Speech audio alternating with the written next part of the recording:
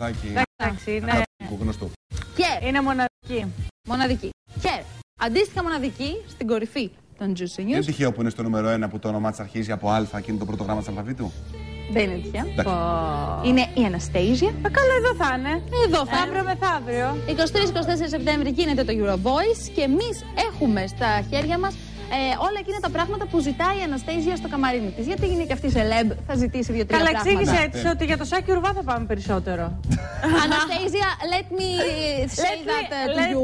Let us inform you that we're going to go there because of Sakis Rouvas. Λόγω του Σάκη Ουρβά. It's nice that you are coming as well. Είναι καλό που well. και εσύ. Thank you. But you're not our priority, you see, Anastasia. Βλέπεις, Αναστάσια. In addition, there is also Enrique Iglesias. Επίσης υπάρχει και ο Enrique Iglesias. And you go down the line. Τρίτη, τέταρτη και καταϊδρωμένη έρχεται η Αναστέζια, λοιπόν. So don't ask too much because you're gonna get the bullos. Δεν το λέμε στην τηλεόραση. The what? The bird. Oh my god.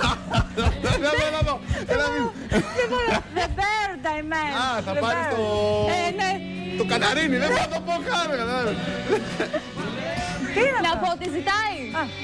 Να ζητώ. Να πω. Ζήτα. Ζητάω. Μάλιστα. Ζητά ρητά και κατηγορηματικά, ράνια μου. Το ρητά πώς θα το πεις στα αγγλικά? Είναι και τραγούδι, ρητά, ρητάκι. Θα το βρω. Ρητά είναι... Ρητά και κατηγορηματικά πώς θα το έλεγες? Strictly. Ναι. In the most strictly way. No, I meant... Αν υπάρχει συγκεκριμένη λέξη εννοώ. Μετάφραζε. Εννοεί... Ελληνικά το έλεγε. Εντάξει, ζητάει λοιπόν, θα το σκεφτώ και θα σου πω. No smoking areas παντού όπου θα κυκλοφορεί στα καμαρίνια της.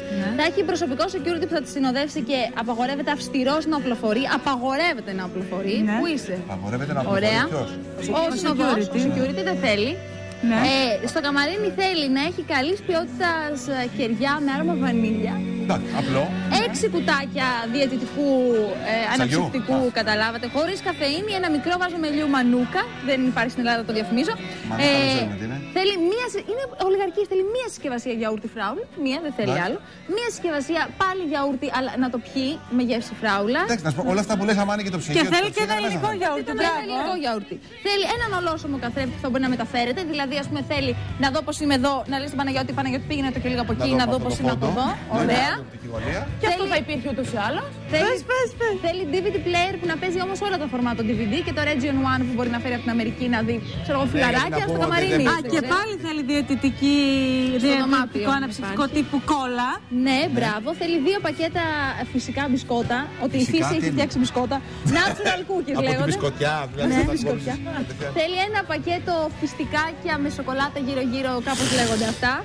Ένα λίτρο χυμομήλου. Είναι σαν νέα συνταγή εδώ μεταξύ. Και θέλει ποικιλία από σοκολάτες και έχει διάφορες μάρκες. Και από κομμάτι του διαιτολογίου. Αυτή τρώει μαγευτικά πράγματα. Αναστέζια, το ρίχνουμε. Το τρώμε το φαγάκι μας. Οι θερμίδες. Εκτός από όλα τα άλλα. Που παίρνει. Που η Ράνια μας ενημέρωσε ότι παίρνει η Αναστέζια. Και εντάξει, δεν έχω να πω κάτι άλλο. Τα Juicy σήμερα μας πήγανε παντού. Καλά. Και η επιστροφή στην Ελλάδα στο Eurovoice. Δικαιώνεις κάθε μέρα όλο και πιο πολύ την επιλογή μας στο πρόσωπό σου, Μέρη Συνατσάκη. Και πόσο πρόμο. Συγχαρητήρια. Λοιπόν, δεν πάμε να κάνουμε και